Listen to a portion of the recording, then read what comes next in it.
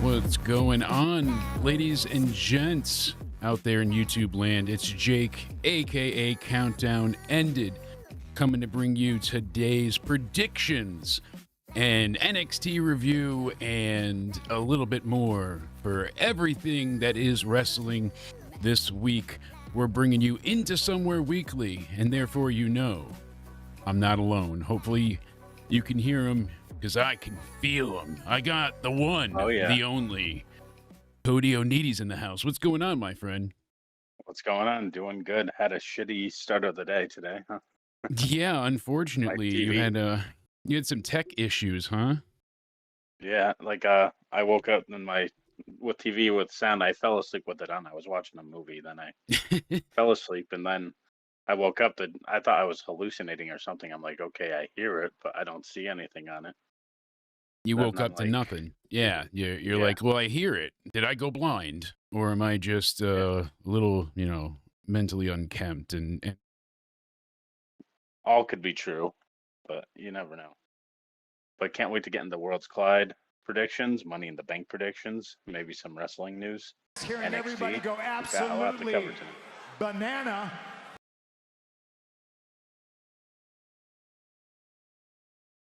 Can you hear me? I can hear you loud and clear. I'm super excited for this weekend, and I am. Well, it's like duofold. One, I'm excited because the first show, Worlds Collide, is going to go ahead and be broadcasted for free on YouTube, so you don't need to be on the Peacock. Oh yeah, that's right. You don't need Netflix. All you have to do is let Cody take over your mind, body, and soul. Let him be you, and you can watch as well. You know it. Exactly, though. No, honestly, I think that's really cool that they're just like, hey, we're gonna throw this pretty massive in terms of like the history behind AAA and them now having a working relationship with anybody that's hopefully gonna be fruitful. That's amazing. So, hey, I'm looking forward to the show itself. They've got quite a card put together, and I'm curious with this card how certain things are going to play out. So it's interesting. I mean, they've got themselves a pretty solid lineup here, and I had wondered, because we're getting Chad Gable on that show, and then El Grande Americano and Money in the Bank with him. Just both working separate shows, separate people. They just borrow each other's gear, as you said, but. I'm looking forward to, like I said, Worlds Collide, but I'm also very excited for Money in the Bank. It always adds a bit of, chaos in the air. You don't know what's to come, what's going to happen, who's going to get that briefcase, what are they going to do with it, and that's the exciting part. There's a lot of theories, scenarios. We'll go into maybe possibly some spoilers, but you never quite know what's a spoiler nowadays. With last night's debut, we knew it was coming. We just didn't know when. And it was pretty incredible to see Mariah May get that amazing of a reaction. That was incredible. She got just an incredible outpouring of love from that crowd. They cheered like it was, the time that Stone Cold returned, for Christ's sakes. And that's not an exaggeration. That NXT arena, I don't know if you've seen the clip yet, Cody. I have not. So when she, the lights go out and Fatal Influence is still standing in the ring, but all the other females already came out to share their proclamations on how JC Jane is not a real champ, and everybody's beaten her. So everybody feels like they have claim to the title. So it's an interesting story. I've seen a few pictures where it came up because the only way I knew was from notifications, but I never actually got to fully. Yeah, see, so you missed out a little bit, but it was a hell of a That's why I need to change debut my for her. DoorDash nights, I feel. I'm thinking you really do, but we went ahead and we threw up a short earlier today. It didn't get claimed, so thankfully we kind of mixed up the audio a little bit. I'm gonna see if I can hopefully include it. We'll see what happens, but you never know. It's got some not so great audio behind it. So it's with the anxiety meme. Now, Spaz went ahead and was referring to a lovely report that apparently AEW fans are claiming that WWE is causing them anxiety by booking NXT against them, so they feel like they're forced to choose. It's like just watch what you want to watch and enjoy. That's all it should Here's be. my thing. Because Yes. like when Mets and Raw are on at the same time, Mets SmackDown, Mets NXT, like I like watching my sports games live instead of wrestling. I would prefer to watch sports games live over wrestling. Just my thing. And I get that. so like I just choose Mets, and then the next day I'll watch wrestling. It doesn't give me any panic attacks. I'm just like, I'll You can watch it the next. yeah, exactly. You can go ahead and when you're ready to watch, you can watch what you want and when you want. So here, I don't know if you'll be able to hear it. Actually, you know what? Let me include you in the audio briefly, and then I'll switch it back so you don't have to listen to yourself. But at least this way, for a minute, you can hear the audio with the folks. So let's check this out. If it gets me in trouble, oh well, it was funny.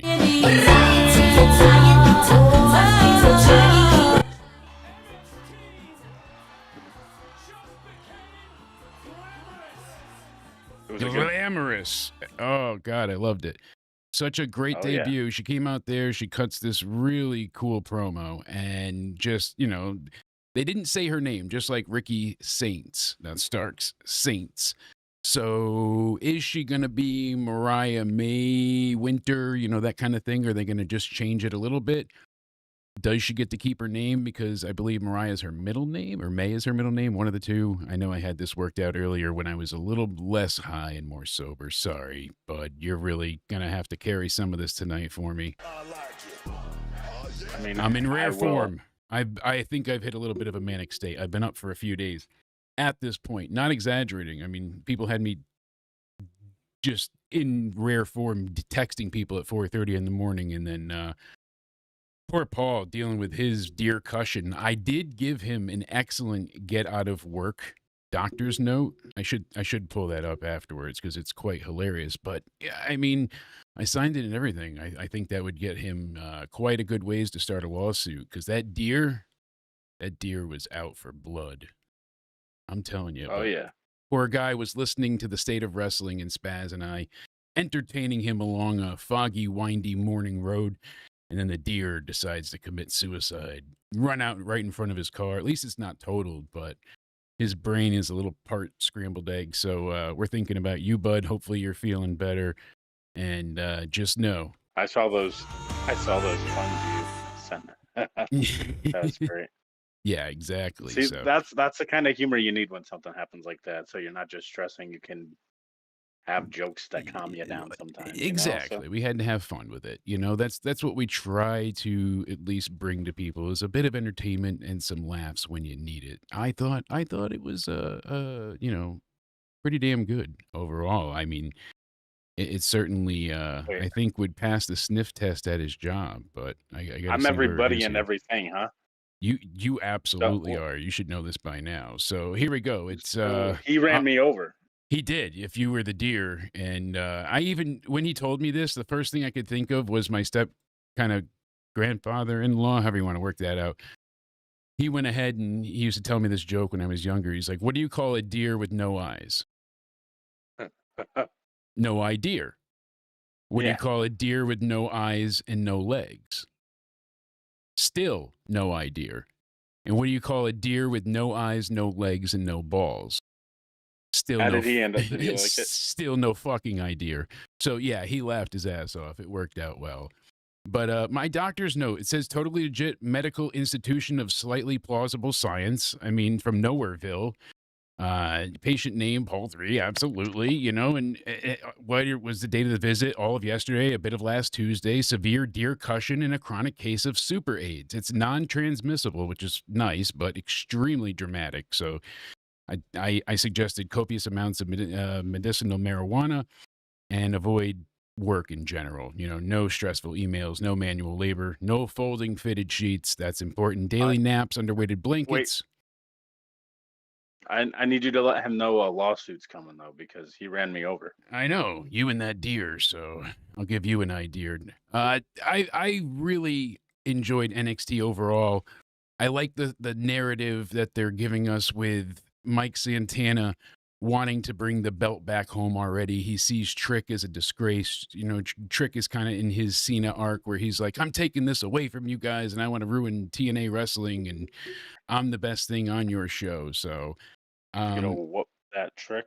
If I would say there was two main highlights on this show, Mariah May would obviously be one, but two, actually, I'll give you three. Two would be all ego Ethan Page. He is just a diabolically evil, smarmy bastard. It's like the old Simpsons episode, you know, where Homer goes and works for Hank Scorpio. I don't know if that's too old of a reference for you, but Hank Scorpio.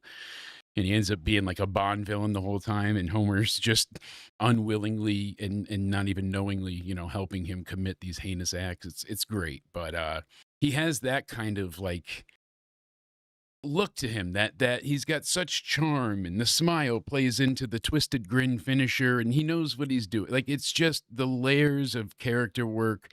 The way he ranted about having to defend his title against all this bullshit, and Ava already giving an Evolve guy a title shot, which was really cool. That was my third thing. So Mariah May, Ethan Page, Shawn Legacy getting a great reaction. He really did there. I was really impressed with his first showing when they brought him on for that triple threat. He was incredible that day. I sang his praises, certainly. I know you went back and rewatched that triple threat and loved it. Oh, yeah. That thing was pure gold. Absolutely. There we go. We wanted to not kill the camera, we want to switch streams. You know what they say? They call it absolute cinema. Absolute. Sorry, I had to use it. Yeah, it had to happen, my friend. So we go ahead, and I know we're going up against a 4-hour block of AEW. I couldn't right now. I couldn't put myself through it. The opening was cool with Page basically talking to all his challengers, and, you know, you saw the good guys eventually get taken on by, Swipe Right and all of them. So it turns into an 8-man tag later on in the night. It was fun. It's like, oh, let's just keep building and keep giving everybody more opportunities. I like that they're putting a rocket up Shawn Legacy's ass. He's great in the ring. I think he's learning and doing better on the mic already from when I saw the first vignette with him on Evolve. That actually kind of was a deterrent for me with him. But now seeing him since, and especially with that NXT debut of his, he was incredible. The Chase University, so Andre, Kale, and Uriah getting the shit kicked out of him by Dark State was fun. Very short squash match. I don't quite know what they're doing with Chase U and where they're going with this, but at least it let Dark State be on TV and look really super powerful. So that was good. Charlie Dempsey and Miles Bourne had a really great rounds match. A lot of good drama and the back and forth. I'm not always crazy about the rounds stipulation, but with this obviously being a staple of theirs and the Heritage Cup and whatnot, I really like that it just, you know, was Miles taking him down with a drop kick in the very end after they did the whole like trade quick, pin, you know, kick out. So it was just a, oh, really? Oh, no, Pico, really? Tony Khan interrupted Ospreay with Lio Rush. I mean, I liked Lio Rush back in the day, too. He was really good with Bobby Lashley. They were putting on some of the best content, like, on the internet. And I was like, why is this not on Raw? And then he retired, I think, 7 times, and it just got a little bit old. But yeah, this was great. So Miles Bourne is out of the No Quarter Catch crew. They really established him very well here, and he stands out. So I like it.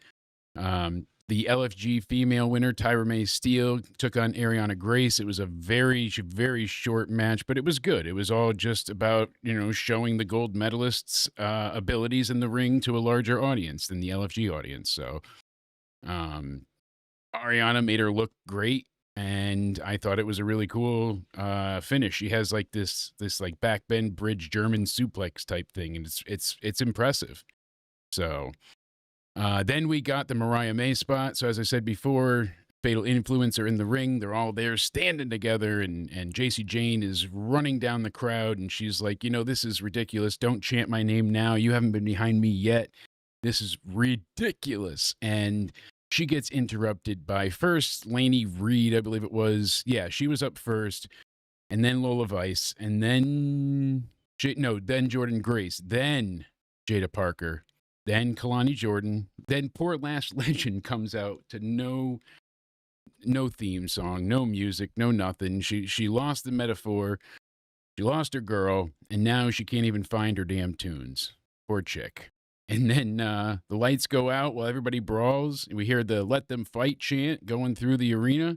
And, it's not Cody, but we know who it is now. Mariah May comes out, and she cuts a great promo. The reactions that they had to her was fantastic. And wait, it wasn't me? No, it was not you, actually. So it's kind of funny. And you would figure that it was going to be you as the reveal, but this time it wasn't. It was you just You were as Mariah expecting May. that, weren't you? Because you texted me saying, "I know it's you." I did. And I you're said, like, "Wait, this has got you written all over it. Some people thought it was a disaster segment. I'm like, I don't know what you were watching, because I thought this was fun. It makes us feel like, hey, we lost some really key important members in Giulia, Stephanie. Jordan's not going to be there much longer. So bringing in Mariah is a huge injection of star power. And she's wrestled in Stardom and all over the world, and she did great for what she did in AEW. The story wasn't so much behind her, but the feud with Tony overall was pleasing. And it just didn't make sense. Why have her turn? She won the tournament. She now has the match against Tony already. I just never could get behind why she turned heel. I could see if she lost and then couldn't, or Tony didn't help her. Tony was nothing but supportive and was happy that she won, and was, it wasn't like, oh, now I have to face you. She was excited. So that always baffled me. Now, at least, they lost Stephanie. They lost Giulia, per se, to the main roster bug. And while they got that Raw and SmackDown flu, who's going up too? It looks like Ricky Saints, Bugaloo, baby. He's going up, and I hope Mariah doesn't get a name change or something. Yeah, that's what I was about to totally bring drastic. up. I heard that they're going to be bringing giving Mariah May a name change. Mariah Maybe, I don't know. Yeah, Mariah Mayflower, Mariah, maybe not. We'll see, but then they had their 8-man tag. So Javon, Laredo, Sean Legacy, and Dragon Lee took on Ethan Page and the Swipe Right guys. There's some other name for them too. I'm terrible with this, but they're not the fraternity. That's on the other show. This was a good match. Mariah June. Hey June. Yeah, this was good though. The faces win. They look strong here. Basically, Dragon Lee hit Brad with a huge Destino, gets the victory in the end, and that basically gives him a good bit of momentum going into Worlds Collide on Saturday. Laredo did hit this really crazy botch dive, but he looked fine after the fact. He did another crazy moonsault afterwards, after he botched a dive, but this match was just exactly what you thought it was going to be. AAA meets Evolve, fast-paced guys that are somewhat still a little green. Some are more established, so it was like a mix of, not everybody's a Jedi Master, but there's a lot of Padawans running around here. And then we briefly saw Oberfemi, and he signed a contract to face Jasper Troy. So Patrick, I owe you, some breakfast sandwich of your choosing, because you nailed that one immediately. You're like, as soon as Jasper Troy gets signed, he's going to show up, attack Oberfemi, and then he's going to be going for the NXT title in 2 weeks. And I'm like, boom, called it. Holy shit. Yeah. So he's got that locked down. Maybe he's talking to HBK. Then we get Tatum Paxley backstage with Soul and Zarya. So it looks like that's going to go ahead and kind of team things up. Izzy Dame was in the back, and they had a whole thing with the culling and kicking out members and blah, blah, blah. But we get the real meat in the bone here was the main event. Trick Williams, Mike Santana. Excellent, excellent match. So towards the end, Trick is just about to get hit with the spin your block, and then he rolls out of the ring. And that's when you see him. He grabs, because Elijah's sitting ringside, he grabs his guitar and he breaks it on the steps. And now the ref is distracted, and he takes, Elijah, and he's trying to hold him back. And that's when Flop Dollar and Casey Navarro show up, you know, and they just choke slam poor Mike Santana on the announce table, and it didn't break either, so his body kind of buckled. I was like, oh, you know how that feels, Cody. That hurts. That's a falling in the bathtub kind of feeling. But we went ahead it's and happened before. I'm in so much pain I can't sit still. It's just like, oh, everything. That's one of the times burns and hurts. I like broke a bone in my elbow one time. I slipped on a bar of soap, literally, and I mean, you can see smashed where is it? You can see the scar obviously across there. I know I've told the story, but in super fast forward storytelling, I was drinking at a Father's Day like getaway with my in-laws, and we were all swimming and chugging down Southern Comfort with lime. And my fat ass went back into the hotel room, and I was like, oh, because they had so much chemicals in the pool. I was like, my eyes are killing me. I got chlorine everywhere in my ass crack. I want to go shower. And whatever they used to clean the shower, they didn't rinse out. So there was like foam on the bottom still. And when I stepped in, I slipped and I put the soap dish in my face. And I didn't realize when I got to the hospital, I had a chunk of the soap dish still embedded in my face. They had to pull the porcelain out, but I got a shit ton of stitches internally and then on top. That was Father's Day, but yeah, I remember I gave my wife a huge anxiety attack. She looked over at me and I just had my t-shirt on me and the blood is just pouring. And she's like, when I finally looked down, it looked a lot worse than it was because, you know, face wounds bleed a lot, one. And two, lacerations, when you cut the skin, you know, it like makes everything fall outward more. So it looked like my face was hanging, but it wasn't that bad. It was just the way it was cut. Still don't have feeling there though. Crazy. And that's why I always said guys, when they gig themselves and do the, you know, the blade jobs and that's why I give the wrestlers credit. Ooh, the what jobs? Blade jobs. So AJ and Casey have been really consistently good heels. And, you know, the run they've had in TNA really reinvigorated, you know, his career because he was Flop Dollar before. And now it's, you know, AJ Francis, first class, you know, and now does Trick align with them? That could be interesting and it wouldn't be bad either. That would certainly add a bit of prestige to first class and they would elevate themselves out of the mid card. So there's a lot of options here. Some people were like, this show wasn't for me. And I could see some of it and why, but there's a lot of building blocks in play here. They're getting through I don't want to say unimportant, but in terms of storyline, Worlds Collide is just like a glorified house show. It's not really anything like too impactful. I don't think titles are really maybe going to change hands overall. I don't think so, but we'll see what happens when we get to our predictions because you never know. I mean, maybe they want to shock the world on YouTube, but I'm excited. It was very much based on, hey, we've got a lot of like, this is the future with the Evolve guys and the Swipe Right crew. And then the rest of it was like, all right, the women's division is fine. This is all the talent we have, which is amazing. And we have our new doll. You know, Daddy's girl. No, it's not Tiffany. It's Mariah Mayfield Slamburger. I don't know what her new name's going to be, but overall, yeah. The new entrance into the Tony Khan Fumble Rumble. Yeah, Guantanamo Bay. They got 684. He was finally let go. Yeah, exactly. They got 684,000 viewers last night on the CW, and this was up from the 650 the week before with the 0.15 and the 18 to 49 demo. I don't know what AEW got because it's on live now. Benefit? Is the CW worse or better for them? I think it's leaving USA Network.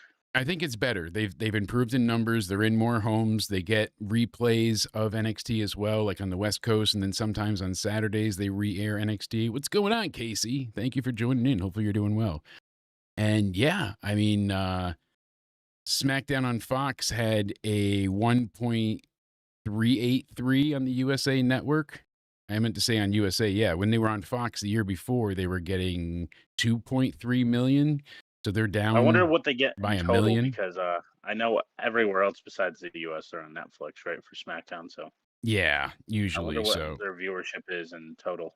Yeah, you know, you figured I wonder too, externally what, the whole deal is and how much it goes through. So wait, question: the SmackDown is SmackDown commercial free for other countries like Raw is? no. So what it is, No? well, it's commercial free. So you'll either get to see the match continue sometimes, or some type of interview like with Kathy Kelly, like what you saw next to you at MSG. You might get that, but other times it just says, "We'll be right back," and you hear the same jingle music. Oh, sometimes once in a while they'll do the interviews on SmackDown. I don't know about SmackDown, but Raw definitely. SmackDown, they definitely do the because I've used a VPN before to be able to watch it on Netflix and try it that way. And they go to the "We'll be right back" Chiron a lot. So okay. that seems to happen more often than not. So you don't get the full on match like you do on Raw, because Raw, I know everyone gets, besides us, gets the entire match.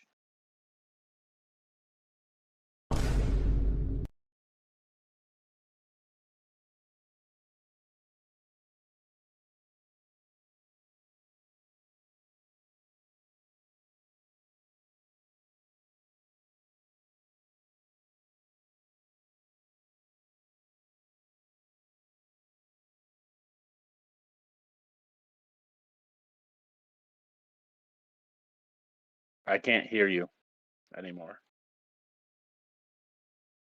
Now can you hear me? There we go. So yes, Casey, I don't know why it keeps. So what were you saying? It keeps changing my gain input manually. That's weird. So good thing I got you here. Now there's audio, Casey. We went ahead and we will be live. I'll be live for the reviews after both shows. So after Worlds Collide ends, I'll be there. After Money in the Bank ends, I will be there live reviewing both this Saturday. But since you're going to go ahead and be live reviewing, I'll be sure to stop in over there while you're live. So remind me, please. Don't feel like you're being a bother. Please remind me, because I cannot remember a goddamn thing. And you know what that means, Cody? What's that? Weed break. I mean, you gotta getting that high, getting that good. No, just multiple therapists told me that I have to go ahead and slow my roll today. So I'm listening to the preachers, my friend.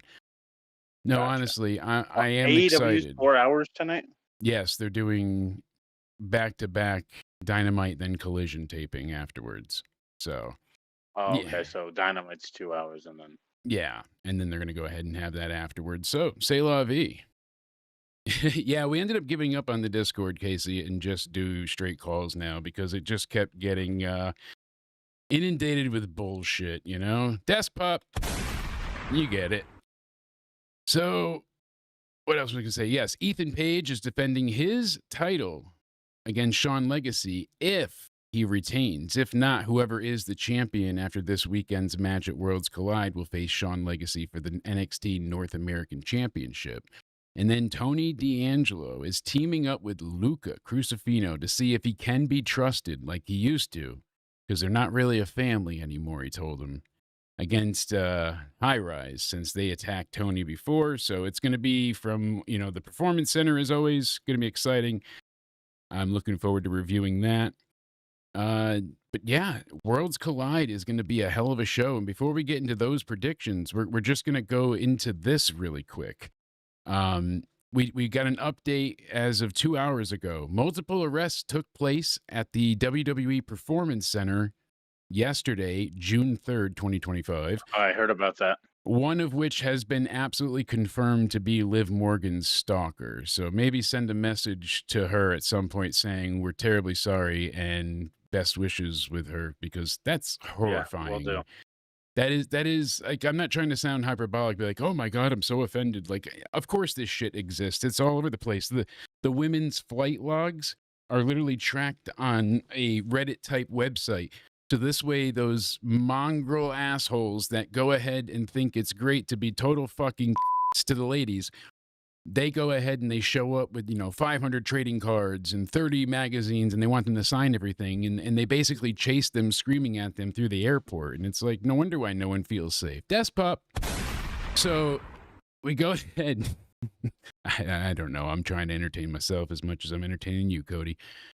I feel horrible when these things happen. Why can't people just be normal?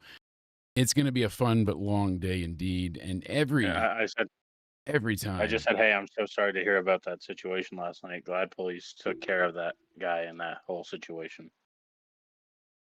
Absolutely, because that's very scary. Let her know thoughts are with her, and it just sucks to not feel safe, to feel that violated type constant paranoia.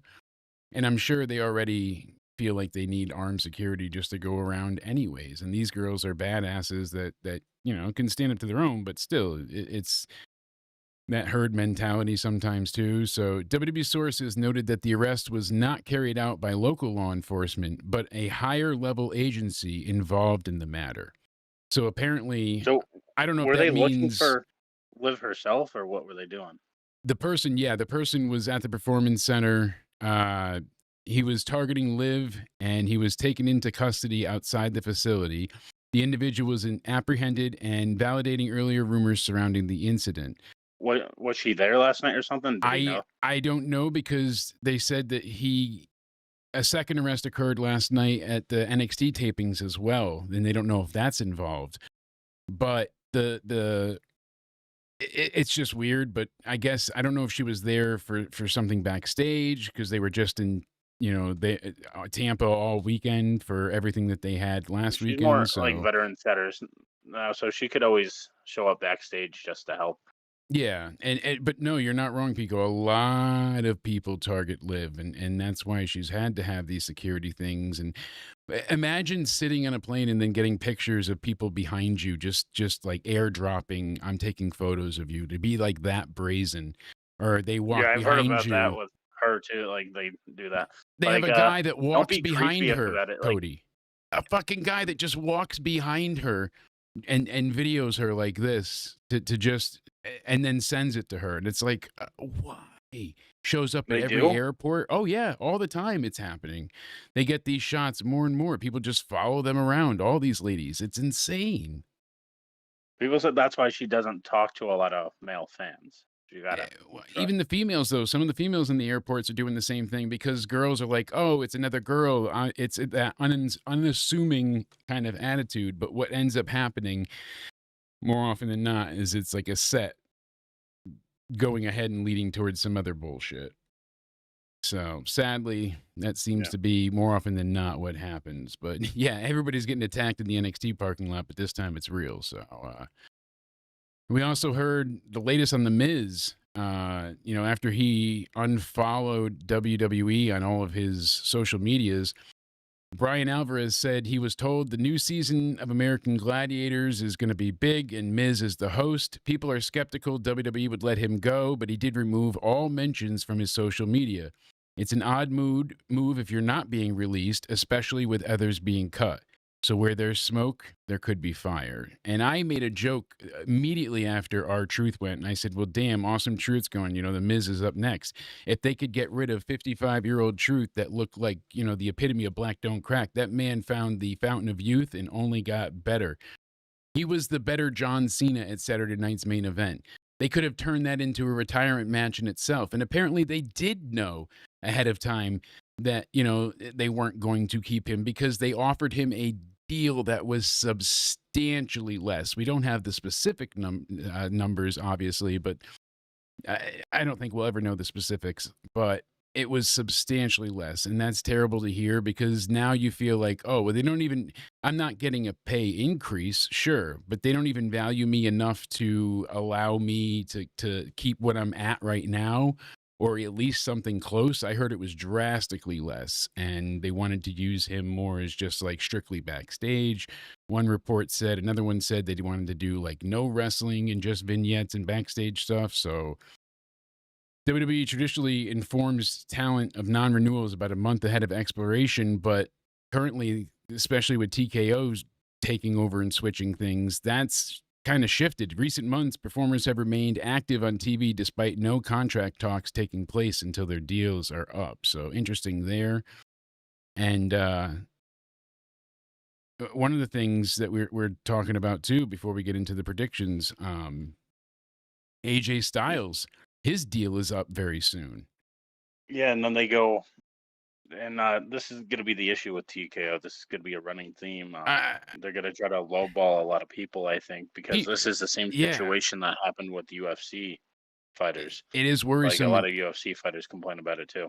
And here's the thing, Mike Johnson, a PW Insider, was kind of saying the opposite. He was like, AJ's recent losses on Raw aren't a sign that the company's like done with him. It's actually a story. They have him regularly scheduled for Raw going forward.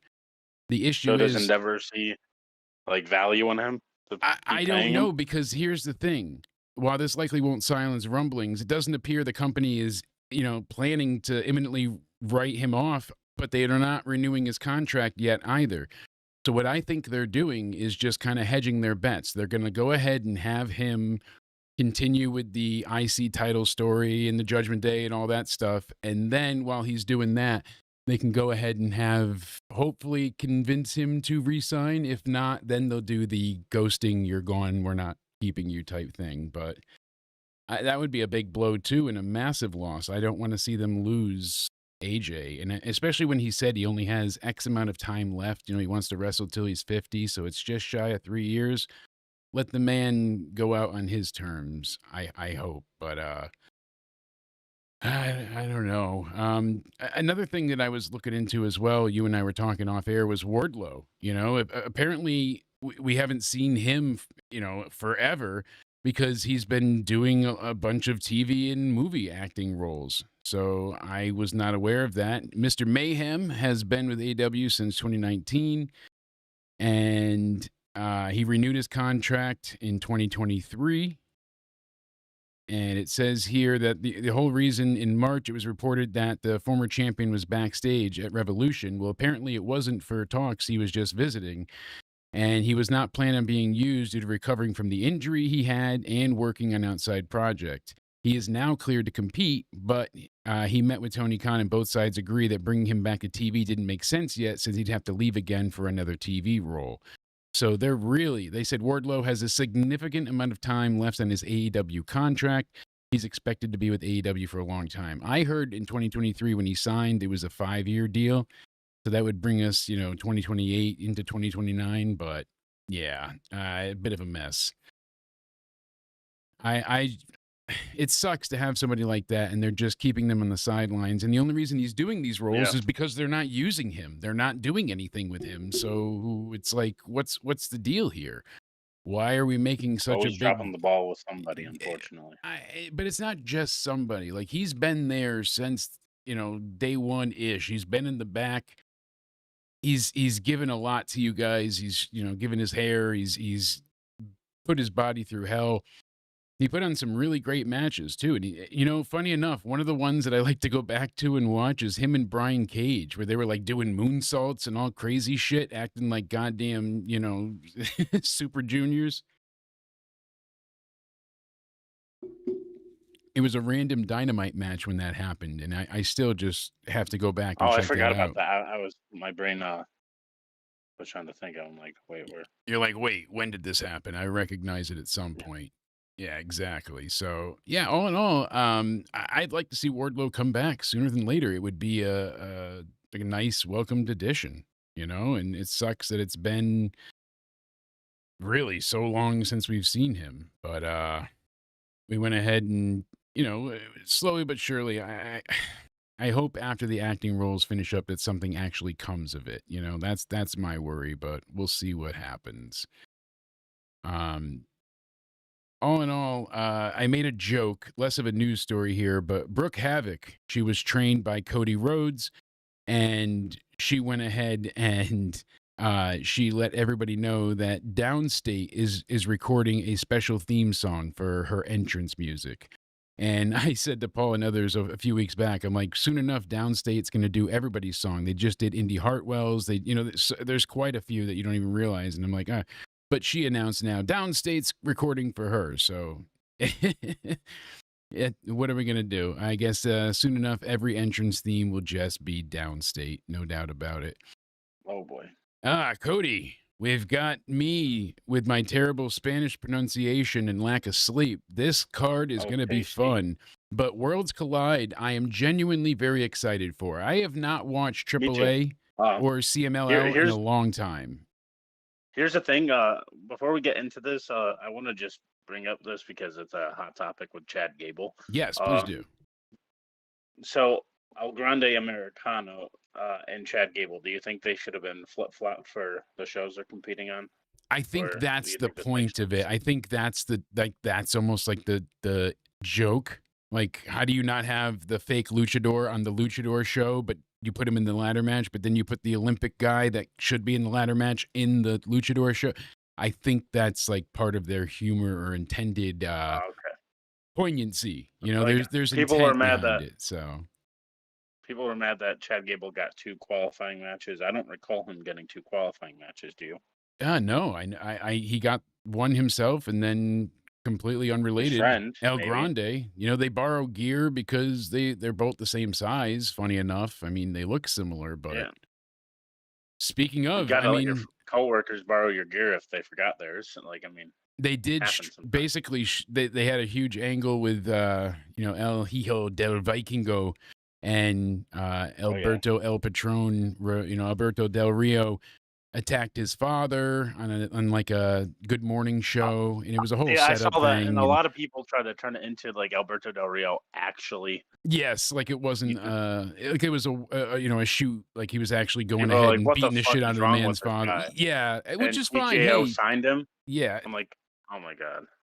Let him kind of get some badassery to his name before he gets the boot out the door. So he went ahead and he did lose a title to Vikingo. So now he's the AAA Mega Champion, and he's going to be defending against Chad Gable. I think it would be effing hilarious if Chad won the AAA Mega Championship. Not only would he defend it great, he would be a great champion and an promotional liaison / representative. So he'd be a great one to be like, remember when they sent, some legends like Angle to ECW when they reunited it, or revived it, excuse me.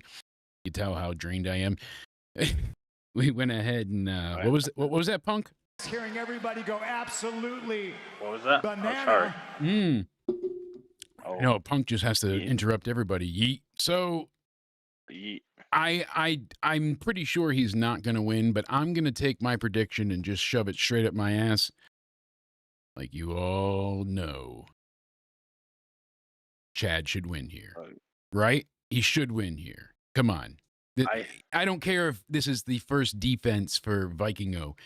Chad should win here, and I think it would be hilarious. I think they're going to have a kick-ass match. I think he needs to win. And then when he wins, at some point, you have El Grande Americano come out with the title. Don't say anything. Just have him wear it out there. I think that would be fucking hilarious. But who's your pick? You think Chad's going to win? I'm going with that, too. I like the sound of that. I like that idea. And I think that, it would be best if Chad wins, brings in the heel heat. And So you like the cut of my jib I got going on there. I feel you, bud. I feel you. Because I want it. Just like I wanted Joe Hendry to win for a while, and finally we got it. I want to see Chad get rewarded for all the effort and hard work. Between the shush, he had that over like a fucking rover, and then he went ahead and turned himself into a face for a long time, and then turned back. He was helping Sammy get pumped up, and he couldn't get the IC title, but he helped Sammy capture it from Gunther, and then he turned. And then he had the Academy, and he's done great work now with the whole luchador. Do you like him? Do you like him better as a face or a heel? As a heel, yeah. I feel like he could be a good face, but I think he's a better heel. I agree, cocky egotism just oozes. I think the from shush him. Thing works better as a heel as well, though. Oh, like absolutely, shush. Absolutely, no doubt about it. I'm gonna stick with Chad as well. So then we have Ethan Page, the NXT North American champion himself, freshly crowned. He beat Ricky Saints. They're going to take on Javon Evans, Ray Phoenix from SmackDown, and Laredo Kid from AAA. Javon's from NXT, obviously. No matter who wins, we win. And I know that sounds so silly and cliche, but it's true. It's on the nose with that one. It's really got to be, because this match is going to fucking kick ass. Like, I'm I think this really might high be on the Ethan show Page stealer, right now. like, honestly. I think you And might be right. I think Ethan Page might get a main roster call up as well, from what I hear. And if so, put him in Seth Rollins' group, please. That's where that's who I wanted to join. Remember, I said that out and out. That's who I want to see in that Now it stable actually next. seems like a possibility because they're talking about how he's going to be one of the next call-ups. I guess he's not supposed to have a long title reign here. It was just a transitional thing to get Ricky called up, and from there, they're going to go ahead and call him up for the draft. I guess is what was said. Here's my prediction. Hit me with it. They had Javon Evans on SmackDown this past Friday too. Yes. And so I think they're trying to get his name out there more. So I think he's gonna win the title. Ooh, all right. Because Javon, the young blood, he gets the NXT North American title. That's a big title change on this show. People would go nuts to see it in person and on YouTube. And if it's going to happen in any match, people, oh, well, you're hot potatoing the title. Well, no, not really. It's going to advance another story. And if you want to call it that, sure. But can't anybody lose a belt? It's not like it's an all the time thing, but people need to lose more. That's one of the things I enjoy about NXT. Roman's 5-year almost, reign and multiple WrestleMania main events and all that. It was good, but it got tiresome. Like, I wish it ended. I love the way it ended at 40, but I wish that happened at 39, if you get my point. Like, I wish they did 40 at 39. I don't think Cody needed to lose at all to build it back up again. I think they could have skipped the loss and just had him. See, they made up for it Final with boss. WrestleMania 40 with John Cena, The Rock, Seth Rollins, who else interfered? Jey Uso, Solo, and it was all fun and exactly. There was a end game feel to it. So Page just won and it. People No always shit. complain about overbooking. Like, sometimes it's fun to have. I don't care if John Cena's whole run is overbooked because that's fun. Yeah. And that's the thing, like, Javon Evans is a ton of fun. He's very young. He's so goddamn good. He's only going to get better. And I know, Pico, that Page just won it, but you know what? You don't need every champion to have a long reign because then what's the point? Like, and I don't give a shit if it's his it doesn't first mean defense. anything anymore. I think he's going to retain. I don't think he's losing. I'm not agreeing with you here, but I see your point. So I like that you're going outside the box and picking Javon. If you're wrong, I'll cut off one of your toes. We'll see what comes of it. But I'm sorry. The next match. But that's a fair. And if you're wrong, I'm gonna give me $10. Do something. Deal. Okay, yeah. Love it. I got the shit into that the one. OnlyFans thing, and Hey, our Truth started in OnlyFans. Our Truth did. So really, maybe we need a collab with him. So who was it? Donut Operator. He was like, I remember they were talking about it again recently, but it always made me laugh because during COVID times, he went and started an OnlyFans. He's like, yeah, I'm going to show you my meat. And then he's a cut guy anyways, but he would come out in just an apron on, and then the camera would pan down, and he'd pull out like Wagyu beef or like a New York strip steak, and then he would like review the steak of the week. That's fucking great. But then guys were like subscribing to it unironically because they liked his meat ratings and they wanted to know like he's really big into steak. So it just turned into this whole thing. But like that's funny. John Cena did the same shit too, right? Like he was pies and he was cream. John Cena has one too. Maybe we should collab with him. You just say you want a cream pie, John Cena? I mean, yeah, why not? Like, the hell am I gonna do with you, boy? The cops are coming. What? No, wait, guys, don't take it out of context. Like an actual, cream pie. Oh. Yeah. With semen. I got you. So then they got Legado del Fantasma, Santos Escobar, Angel, and Berto. I like the name changes now. It's working for me. Whatever. Humberto Carrillo. Yeah, Berto. I like Humberto Carrillo more, but I do as well. But it's finally just too close to Alberto Del Rio, right? Is that what maybe. And then Angel Garza is just Angel and Berto. Yeah. They started shortening names again. So they're taking on El Hijo de Dr. Wagner Jr. That's a mouthful. Psycho Clown. I have a question though. And Pagano. What is off topic again? Sorry Jesus. What's with all the name changes anyway? Why can't WWE just keep people's names? I want to. So I think it's because they want to own you. They want to own your name in perpetuity. They want to be able to hold on to that forever. Like Edge, they still copyright that. He thought that they were going to give up on the copyright and let him finally have it. And then they were like, oh shit, we just I heard forgot. something about that. I heard it wasn't copyrighted anymore. It is though. So they didn't put the return to re-copyright, like renew the copyright in time. So then it looked like it was up, but then I guess they still have like 90 days past that to decide if they want to renew it. And then on like day 88, they were like, yeah, we'll take it. And then they just renewed it for another 10 years or whatever. I know with John Cena, he spoke about this before. If he were to go to another wrestling promotion, he can't use John Cena, right? Because WWE actually owns his name. From what I believe they own all rights to the Cena name. And that's kind of the thing here. It is, but that's what they want. They want to be able to own you because, and in one way, can you blame them? They're giving you the platform, not making you a star, but giving you the platform to be a star. And without them, you're not in front of the audience. With Tony Khan's pettiness, how it's increased, I think AEW will eventually start doing that. I love you more. I do. I believe you. And I love you too, Cody, but I was telling my wife I love her. Don't pull a Paul and hit any deer. Jesus, babe. You know, we don't need that. But Iron Mike Sharp belongs in the Hall of Fame. There's so many people that belong in the Hall of Fame. My God. But yeah, I'm with you there. I see your point and what you're getting at. And it's kind of the disappointment behind it. But there's only so much they can do because they want to be able to...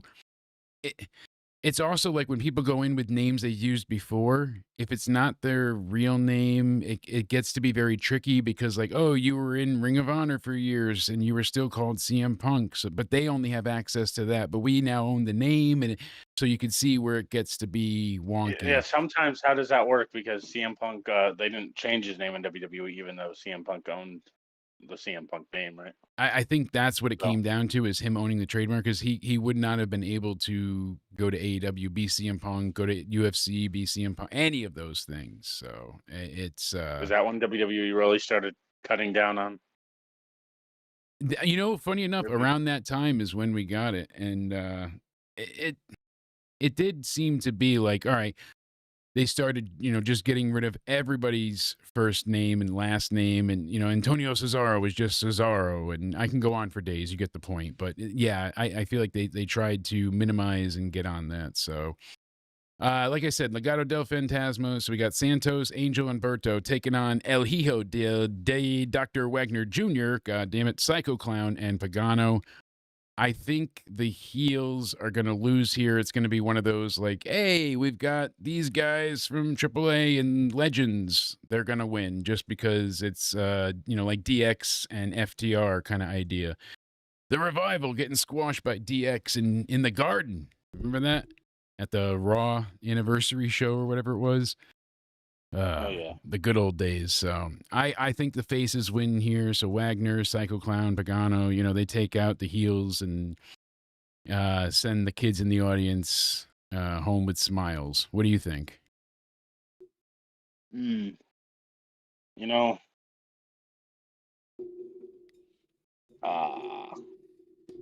are you going with again? I'm going with the faces. I'm going with the Wagner Jr., Psycho Clown, and Pagano. Wagner. Oh yeah, Wagner. Okay. I think that's likely what's going to happen for this one because it's because I don't a glorified house show, so they're going to want people to be it's going to be less heel heat. I think overall. Santos, Berto, and all them just seem like jobbers now anyway. So yeah, and you got to remember too. This is essentially like a free commercial, so they want to put their best foot forward. So you're not going to see a ton of heel heat. Like you might get Ethan Page to retain, like I said, but you're not going to get beat downs and all that because they want to make things seem fun and enticing. So this is what it seems like. Yeah, definitely like a glorified house show type of thing. Yeah. So I heard Liv Morgan and Dominic are supposed to be on the show. And Fluffy, Gabriel Iglesias, he's going to be there. I guess he's going to be one of the hosts. He is? Yeah, and it starts on YouTube at 3 Eastern, 2 Central. So we'll be live when that is over about 5 p.m. Eastern. And then we'll kick it off to... That's when Worldwide ends? Casey, who's going to be doing the live reaction to Money in the Bank, and then we'll be here after Money in the Bank for the review. So make sure you guys are hitting the like button, subscribe button, hit the bell, notifications, all that good stuff. Make sure it's on.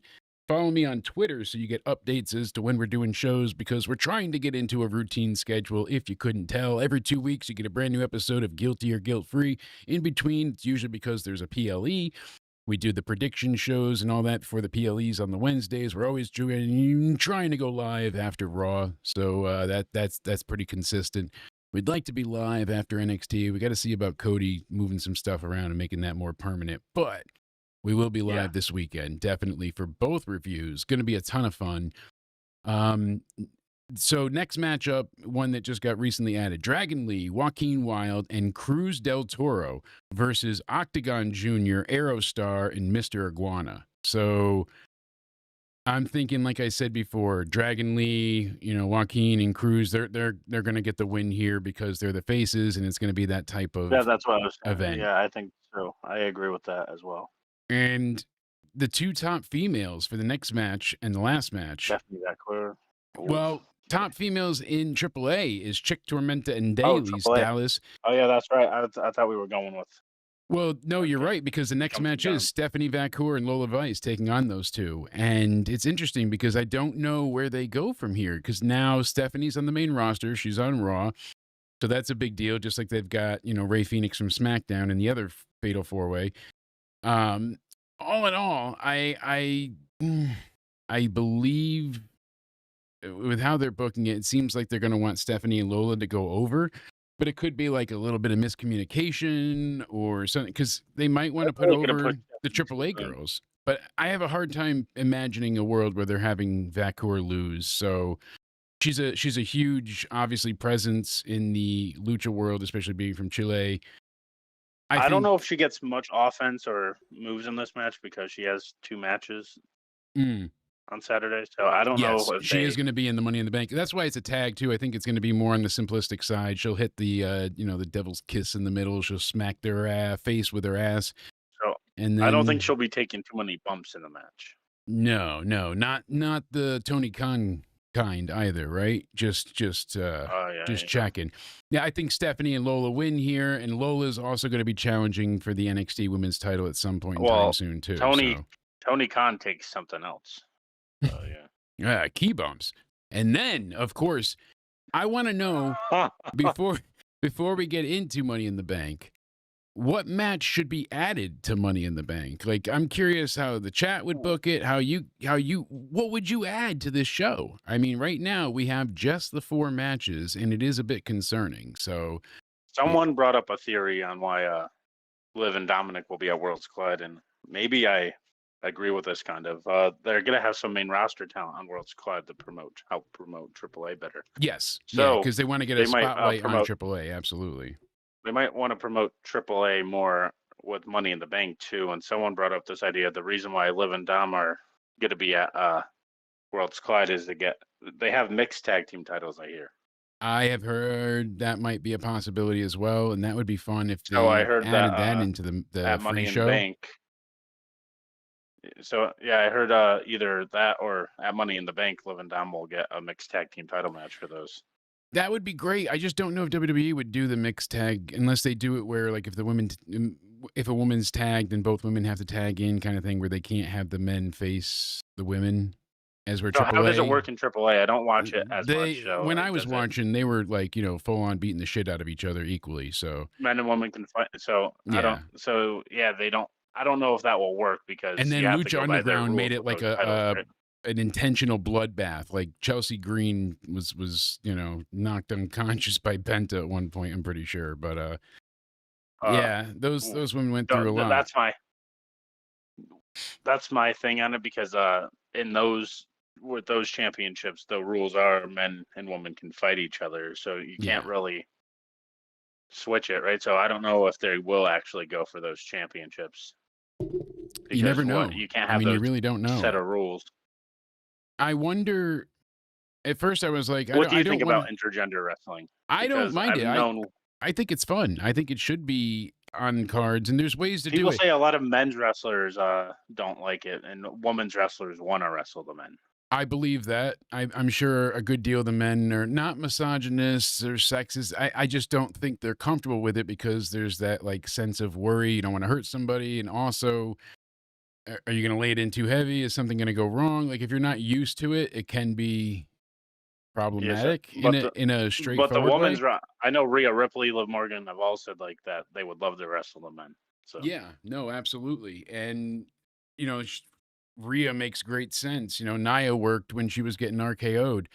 End of Days on Becky Lynch was still like a standout moment from Baron Corbin. That was awesome. Constable Corbin, where the hell he was. I don't think you'll ever see intergender matches in WWE. Not WWE in WWE. They're too mainstream and too focused on avoiding that type of narrative. Like, and WWE went too far with it too. Like, it was uncomfortable how fucking brutal they beat Lita with a 2-man power trip. I remember Austin and fucking Hunter just wailing on her with chair shots, and I'm like, okay, that's enough now. Yeah, I get it. You're bad guys. We're supposed to hate you, but you're gonna fucking break her back. Sometimes they have the men beat up the woman. Like once in a while they'll do it. It's like, a rarity, but it does happen, and I Royal don't Rumble hate it.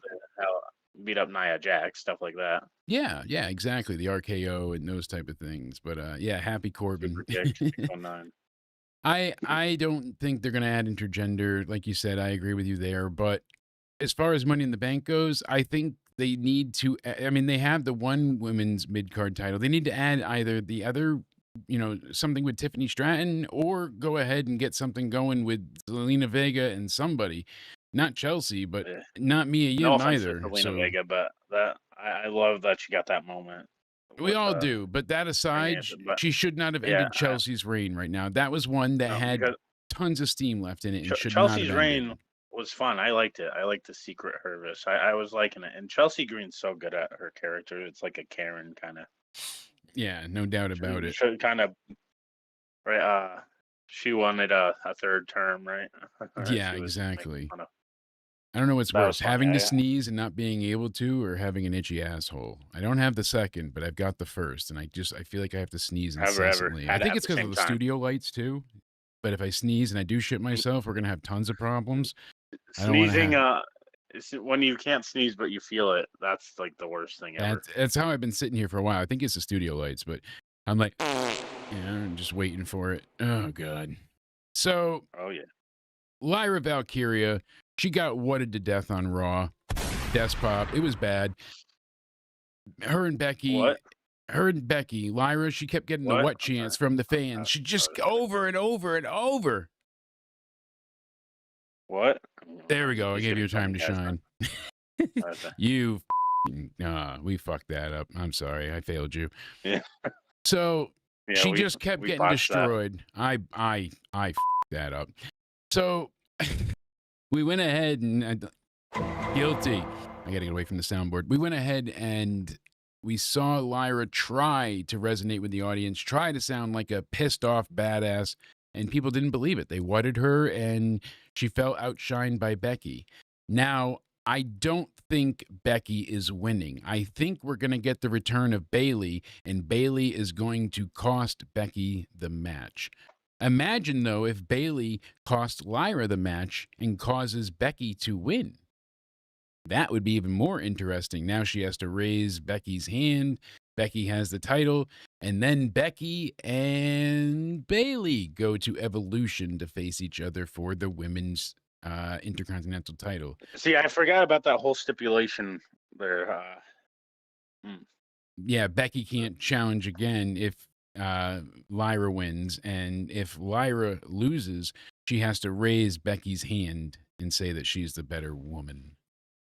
So, interesting. I kind of like the other way where Bayley comes out to help Lyra, but then costs her the match. It adds dissension between them, but it also sets up Becky and Bayley for the belt.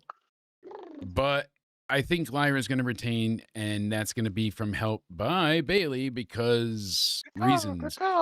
And Pigeon Girl retains, but it means nothing for her. And Becky and Bayley still go on to face each other at Evolution. Like, I'm set on that happening. I feel like that's their big match. Speaking about birds and stuff, Raquel got this new bird today, Jimmy, and I responded to her saying, is that Lyra's brother or something? Yeah, what kind of bird is that? Yeah, I wonder. she got a parrot. Ooh, yeah, that'll be fun to hear it continually, His name's say the Jimmy. same 5 things. Jimmy. Yeah. So my grandparents used to have a parrot, and I got them to say, "Oh no, they're home."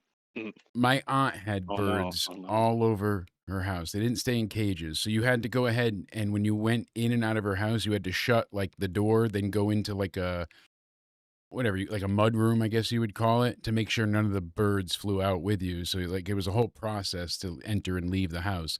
But they would just fly around and shit everywhere. And oh, I hated it. But there was, and I was like, I'll never.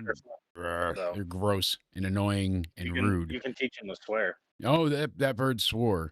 And then I would get blamed for teaching it swears when it was not me. It was your little bastard children. So who do you think wins here, Lyra or Becky? What? I think okay, I see how it is. You see that was better timing. We got it. We're getting there. There we go. I think Bird Lady gets her wings clipped and Becky Lynch wins. All right, and she gets her hand raised. Do you think there's any interference? Do we see Bayley on your side, or no? You think it's just she's just gonna get clipped? I think she gets clipped. I think Bayley will be maybe she saves Lyra afterwards, like Becky. Or that could be the thing, because when they've really got to build to this quickly. They only have a couple of weeks. That's the problem. I think Lyra raises Becky's hand. She's a woman of her word. So she raises Becky's hand, and Becky's obviously going to cheap shot her and start beating her down, and then Bayley saves her. Yeah. And I think the situation with Lyra is I think she needs to have more attitude, saying, well, I don't need you either. Kind of be more tweenerish. Exactly. And I think Lyra will be the tweener. I think Bayley will be the face and Becky heel. I keep forgetting because it's so booked together, but I mean, they'll basically, after this weekend, they'll have a month to get to Evolution, but they still have to worry about getting through Night of Champions as well. So I forgot about Night of Champions. Yeah, that's the 28th in Saudi Arabia. And then we have Atlanta for the 12th and 13th for the Great American Bash with NXT, Saturday night's main event with John Cena, and then Evolution for the women too on Sunday. And then, of course, just 3 weeks, well, 2.5 after that, we get the first ever double night main event packed SummerSlam. Night 1 and night 2, that's August 2nd and 3rd. And then the very end of the month is the Clash in Paris.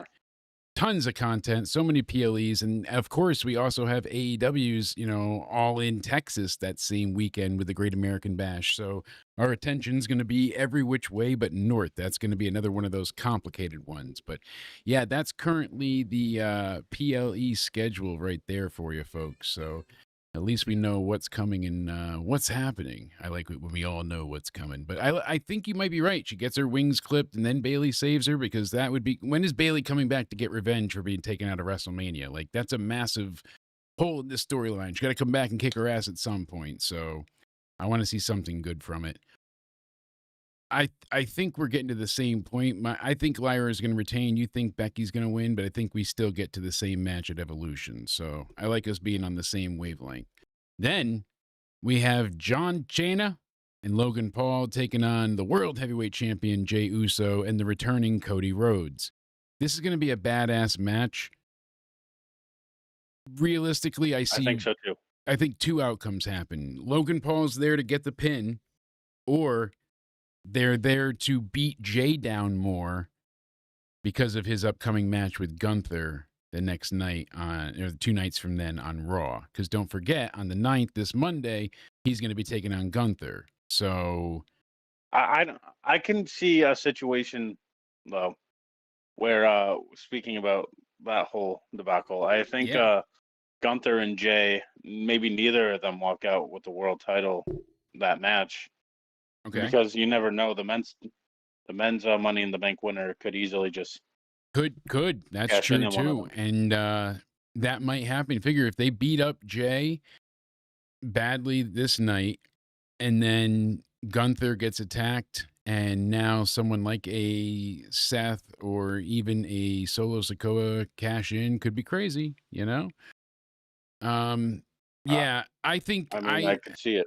I want to say John Cena wins here, and maybe it was because like Braun Breaker and Bronson Reed get involved and beat up Jay or something, or he gets distracted by Gunther, or I could see maybe something along those lines, but I have a hard time picturing Cena losing. He hasn't lost yet, and why have him lose I now? think with that though, I think if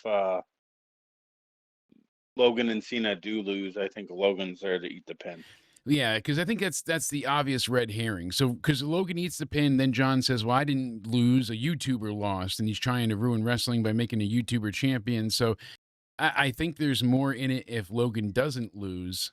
I mean, originally this was supposed to be the spot, supposedly for Mr. Fiend himself, and we haven't seen Travis Scott make a peep in a long time. So I'm thankful for that. I'd rather have Logan than Travis, rightfully jinx it. so. I know I gotta not say his name because he will Or I'll sue appear. you for a lot of dollars. Guys everywhere. So yeah, I think John Cena, Logan Paul, I think they're winning just because they're not going to have Cena lose, and I don't think they're going to do it with Logan. I think they have to go ahead and have him lose later on down the line. They're going to build up to Cena losing. Like if he loses, yeah, he didn't get pinned, but still he lost. So I feel like that hurts some of it with this heel run that's already been marred with controversy bullshit, all because of the bald fraud Dwayne the Rock Cock Johnson. Dwayne the Rock Cock bald fraud goof. Goof. Not where I thought you were going with that one, Honestly, God, I thought you were going to say, and I'm glad you didn't. I'm really glad you didn't. I did think you were going to say, and then you were going to throw out a couple of those and the hit and all that. We don't need that. So I scared you, huh? A little bit. Just a little bit. Not going to lie. But don't pull that I'm sorry, or you better. Yeah, we've already talked about the consequences after the show. We will, and they will be dire and severe. But until then, just take the fucking hit. So we go ahead and we leave off here with the men's Money in the Bank ladder match. We've got Penta. We've got El Grande Americano. We've got Andrade, which is a real questionable addition there. Talk about someone that just never Do you know what's feels main like he's eventing? going. I know I might be asking a stupid question. Do you know what's main eventing the show? I've apparently it's one of the Money of the Bank matches though. So I that's think why they're only doing 4 matches. I don't know Bank. if they're adding another match. Apparently, supposedly it's only going to be 4, and they're making this like super style, and then maybe they'll do something else during the night, like a segment or something. But fair.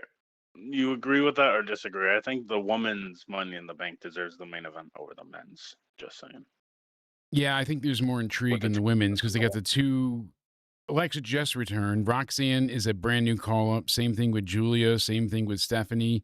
Naomi's on this revitalized heel, run that she's got, and people are digging. And of course, Mommy's there, so you can't deny. Everyone thinks Rhea's got this made, and it's her match. I'm not so sure. I don't think so. So while we're talking about the women, who do you think's going to win? We'll switch gears to this one. We'll do the men's last. All right. Let's just do this then. I think I'm switching you. Either 2 winners. I can't pick one winner here, or if I have to, I will. But no gun to your head on this one. I'm not going to be a total 50-50 bald fraud cocksucker. You could pick 2. I think it's either 3. Naomi. I think it's either Naomi or Roxanne Perez. Ooh, Naomi? Yes, because I think, unfortunately, I would rather see someone else. Hold on, I got to call Spaz really quick and make sure he didn't just have a heart attack.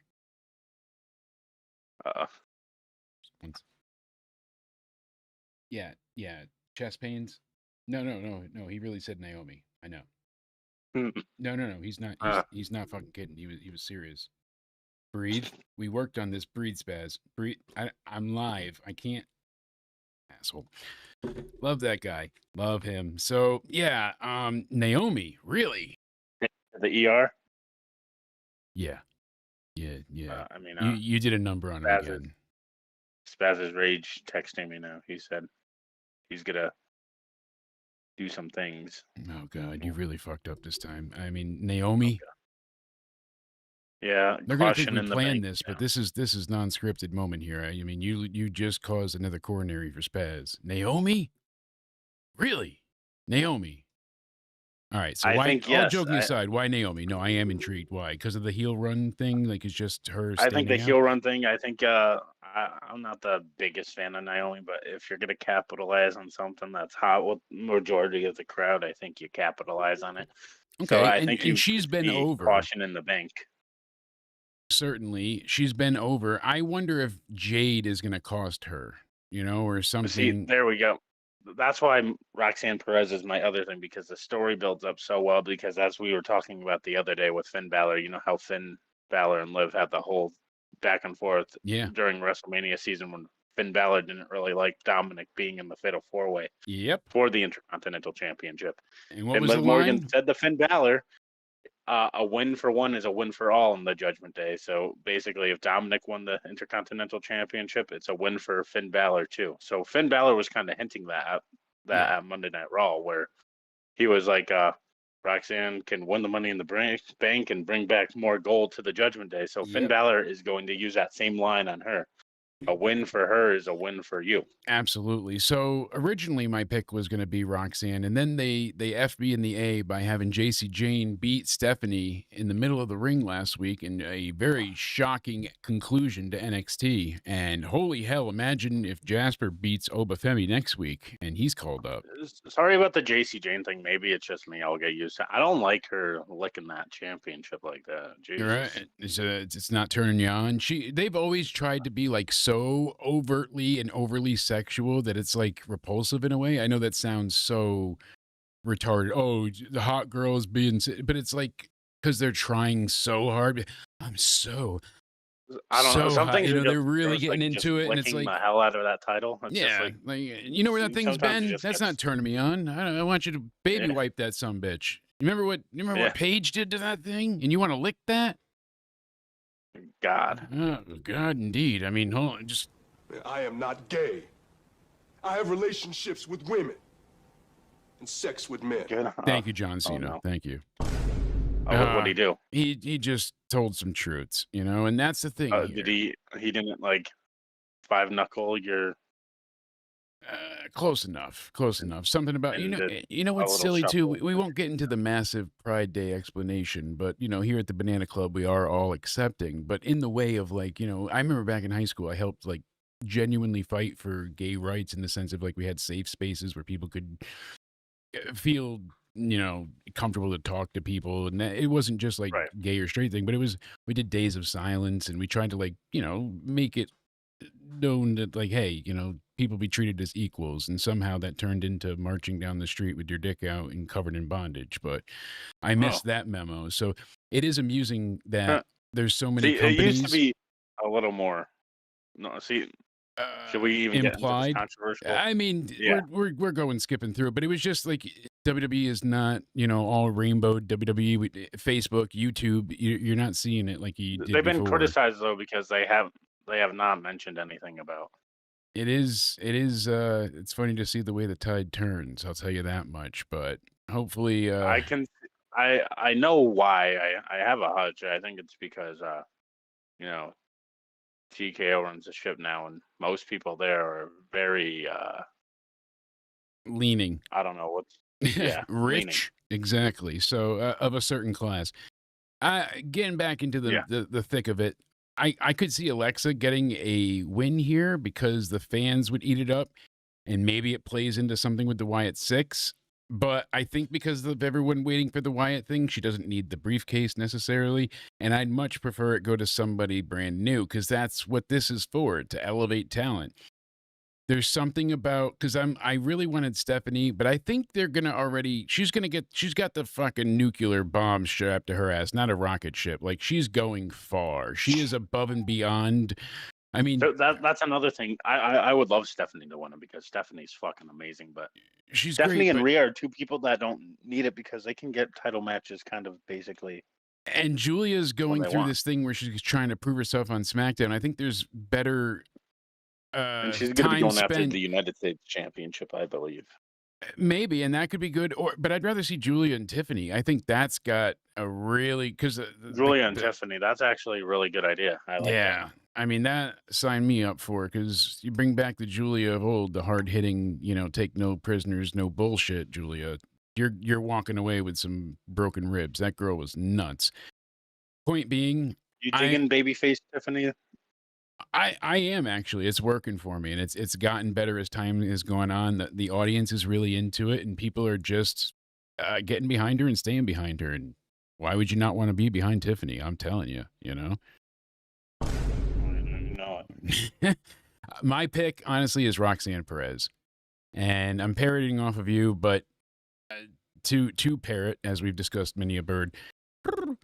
I think that's the best decision for a lot of reasons. One, more dissension in the Judgment Day. This really puts a wedge between Liv and Raquel and Roxanne. I think Finn gets to be the mastermind and kind of be like, "Oh, I'll help you and tell you where to." I think it, but I'm glad she didn't because of the way it worked out with Stephanie. And I think there's more to the story because had she let Roxanne help her, then Raquel would have won and she would have won, and instead the guys win, but Roxanne helped them. The only thing I would have thought of there is like Raquel would have interfered in the Money in the Bank ladder match to try to help Liv win, and then she tosses it down to her, and then Roxanne, yeah.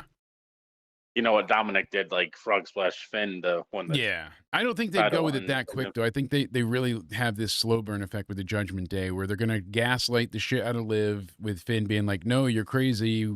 Judgment Day is fine, just like Bullet Club was. And then suddenly it's not. But I think Roxanne has the best story purpose to be the winner here. I think that'll get most over. We discussed, I think Finn's going to use Liv's words against her about a win for one.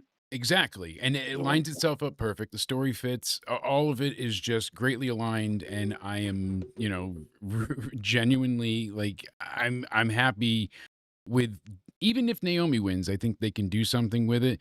That's not my cup of tea, obviously. You'll be fine with it. I mean, he knows what I'm putting down for him, but in the sense of at least Naomi's doing something different with the heel gimmick. Like everybody here, I think, has a claim to the title, maybe but Alexa. I mean, she's just recently come back, but she doesn't have any storylines going on. She's not in any feuds or rivalries. Yeah. And at least with Star Power name, you can even see it, at least with her winning. Yeah. And then you're just going on fan recognition and reaction alone, which isn't the worst thing. And we've seen how that works out for her. Unpredictable this year. Exactly. And a lot of people fit into that winner slot. That's what I like. I don't want it to be cut and dry makes simple. The most sense, story purpose wise. Yeah, Roxanne certainly. Make the most sense. And because Liv's gonna get mad, and then Finn got mad at Dom, right? Like, yeah, it's gonna be the same smacking that title, sequence. It's gonna be the same sequence, like because Liv was like, "What's the matter, Finn?" Like Dominic brought back gold to the so Finn Liv's gonna be pissed and irate that Roxanne has the Money in the Bank briefcase, and Finn's gonna be like, "What's the matter?" Yeah, you're tag champ.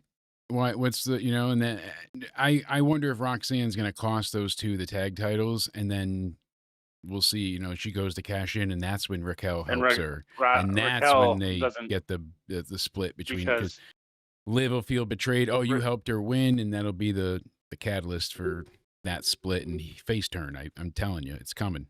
Everybody wants to cheer Liv. They don't want to boo her. Accidentally on purpose, Raquel can get involved in the Money in the Bank, like to try to, stop Roxanne. Yeah, could. But we know her real intentions. We know the truth. And then, of course, we got the men's, as we were briefly discussing before. We've got El Grande Americano, Andrade, which, again, odd choice. I know we said this, but has to be said again. Deja vu. Then we got Solo Sikoa, the former I really wish Jacob Fatu was holder in this match, though. You know how nutty? I know. Eventually, we will get him winning or being in a Money in the Bank, and I'm excited for that day to come. But at this point in time, we got LA Knight, another great person in the ladder match that, again, this is more of the problem with the men's. There's only 2 people that I legitimately could see winning here. Maybe 3, but that's pushing it. I feel like, and I'll go first on this one because I want to see how you align afterwards. I think Penta is probably the biggest maybe out of anybody with how they've treated him so far. They have made that man a huge star, and there is like night and day differences to how, because they haven't even done much different with him. It's just the little things. They portray him in such a way. They're letting him cut promos in English and Spanish. They're letting him be him, the Zero Miedo. It works. Kids love the mask. Those are selling out like hotcakes. Like, that's what I want to see. But they, from moment one, were like, this guy's special. Look at his entrance. Look at the pyro. Look at the way we present him. He is fucking cool extraordinaire. Kids love him. Works out great.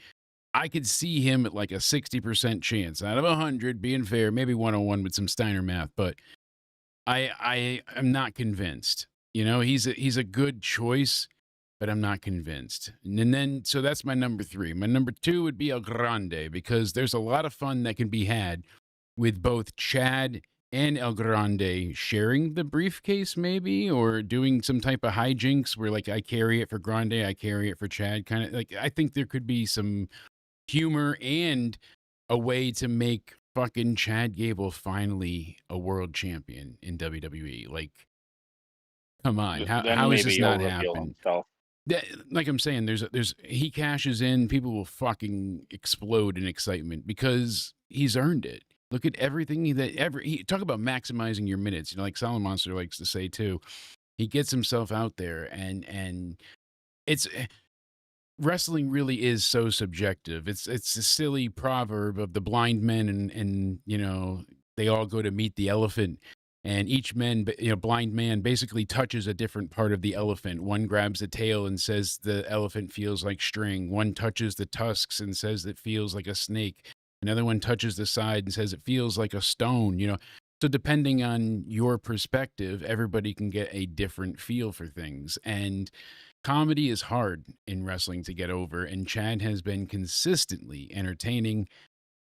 I think he's great, heel, face, no matter what. The guy is stellar in the locker room. We've heard nothing but great things about him. Like, he's kind of the younger Miz is kind of how I look at him, like the real company guy, does what's given to him and always gets it over, finds a way to make it work. And you look back, people shit on the Miz, but like, you know, heel 2015 Miz was cooking on promos, cutting down John Cena and Roman Reigns. Like, that guy, he had some fire in his loins, screaming at Daniel Bryan and all that shit. That's what I'd like to see from Chad. But with the whole El Grande thing, it would be cool to see him win here. But realistically, I think there's a foregone conclusion winner here. Braun and Bronson are going to get involved. Seth Rollins, he's going to go ahead and he's going to get that briefcase. This is the opposite of why I think Seth Rollins doesn't win, because I think Punk gets involved. Which is interesting, and because I know they want to set up, obviously, because they got the 3. They're going to add, obviously, Roman at some point into this. So do they add a 4th right away to the, you know, the Paul Heyman Deadly Alliance side? Do we see it get kind of this, again, slow burn in building? Or does Jay step out and now it's Sammy, Roman, and Punk? Like, there's different ways to handle it, but here's the thing, I'm picturing because SummerSlam, you're getting that kind of 6-man tag. Realistically, Punk would want Seth to win the Money in the Bank and win the world title, right? Because realistically, Punk would want to beat him for the title. Exactly. No, you're right. You're right. Yeah. So I don't know. I do also see Punk fucking over Seth. That's what I'm saying. So like, it's tricky. It is a weird like state to be in, and I don't know, my friend. That's the thing. But that's what I like about this. I'm staying with Seth Rollins. This is a wacky field. This is a way more wacky. At least the women's, it's like all the women. Anyone can win. The men's is just kind of crazy, because if they give it to Solo, like, what the fuck? They haven't made him win anything, I feel like, ever. When does that guy ever win? All he does is lose. LA Knight, they had something with him. He's still over like Rover, but not to the decibel level that he was. I mean, he's just simmering right now. If they give it to him, they could do something with him, but I don't see them doing anything with him right now. Giving him the briefcase would be great. I think he needs it the most out of anyone in that match. I agree with you, Because Penta's brand new still. Seth can get a title match without fucking the briefcase. Andrade, go fill out your divorce paperwork and get your alimony so you don't have to wrestle. You're a Flair still, right? And then El Grande would be fun, but really, like, LA Knight is the guy that would benefit the most. A top 3 in order. All right. Who I think. You hit me. I don't see possible. Well, it's WWE after all, so maybe I can see it a little. So, number 1, I think LA Knight wins because they can't drop the ball twice, right? Right. I mean, right? They can't drop the ball on that twice. So I think it's going to either be LA Knight, 2. Seth Rollins, or in El Grande Americano 3. Okay. So kind of in the same field, except I swapped LA Knight with Penta, but I agree that LA Knight needs it more. I just don't have faith that they'll push him. Honestly, that's really what gets to me. But what's going on, Music Maniacs? Glad to see you in the chat as well. Pico and all you guys that have been hanging out with us all night. I'm just having hope. I know I'm maybe. Yeah, you and me both, bud. Honestly, I would love to see LA it. Knight. I could see LA Knight winning, then cashing in on Raw. Cashing in on Jay? Or does he cash in? Make it a triple. Oh, yeah. You know, Gunther's about to win the world title, and then LA Knight pins Gunther. Now that would be incredible. Now think about it. They set up this big Gunther match. Everybody think Gunther's gonna win. But what happens? Coot DeLuke comes in and smacks the shitty taste out of his mouth, and that's all there was to it. You know what? Actually, though, I think the tag team match should be the main event. I know it has nothing at stake, but just because both world champions are present in that match. Absolutely. And we'll be getting physical, so it just gives that Money in the Bank illusion that something could happen. Yeah. Maybe. I still think the women are definitely going to main event. That's how I'm feeling. I want the woman the main event. I do too. I do want the woman the main event, but I could see the tag team. I should say I could see the tag team match main eventing because of both world champions being present there and giving that illusion of maybe someone cashing in. Yeah, exactly. And cash-ins are always exciting for that reason. So you guys letting me know that AEW does an open challenge for the Hurt Syndicate and answered by the, Kicky Kid himself, Mike Bailey, Mystico, and Kevin Knight. Great. What combination of torturous hell is that? Dear God, keep me away from that nonsense. Tony Khan. I don't know. That's bad. It was whoever was in Tony Khan's dream, and all right, everyone that was in my dream, put them together. Let him pop on in. I guess at least Kenny Omega's on his way out. So yeah, hey, whatever. I guess so. He's walking from the arena right now. He's heading to the ring. Oh. No, I had to mess with you. No, he's not leaving AEW, but he's walking out the entrance. I was like, wait, what? I want to see how long I can get you with that one. The news. Okay, then you're like, oh, he's walking on his own. He's going. Yeah, fuck you. Yeah, see, he's just dealing with it. Well, those are our predictions. I'm excited for this weekend. We're going to be live, crap ton for all of it. Hopefully you guys can go ahead and subscribe, hit that like button, hit the bell, because you're going to want to hang out with us for the reviews. And before that, Casey is Raw is going to be going ahead and doing the live reaction. So I want to stop in there and say hello. But we're going to be doing some really fun stuff for Money in the Bank. I've got some ideas for the stream. It's also going to include a really nice giveaway. So people, you're going to want to be there live in the chat in person to participate. But in the meantime, Cody, my friend, tell everybody where they can find you. You can find me over on my Twitter or X, whatever you like to call it nowadays, at Judgment Day Era. And you can find me over on my Instagram at Cody_Onidi_316. Absolutely. So make sure you guys go ahead and check out his information in the description box down below. Please, besides hitting the like button, because that helps immensely, and subscribing and all that jazz, comment down below because I'm genuinely curious. What are you most looking forward to this weekend? Worlds Collide, Money in the Bank? If it is either one, what match in particular? What pick of ours do you think is probably not going to come true, and which one do you think is a lock? I think the foregone conclusion for me, I'm still sticking with Seth Rollins, but it's something, It's going to be a wild weekend, that's for certain. I will be recording the State of Wrestling tomorrow night with Spaz Phoenix, so make sure you go ahead and check out his YouTube channel. We'll be delving into all things NXT, TNA, and even further down the prediction rabbit hole. We've got some news to cover too, so you're not going to want to miss it. But thank you all so much for hanging out tonight. I hope you're all doing well. Have a great Thursday tomorrow, everybody, and we'll see you Saturday for the streams. Stay sexy.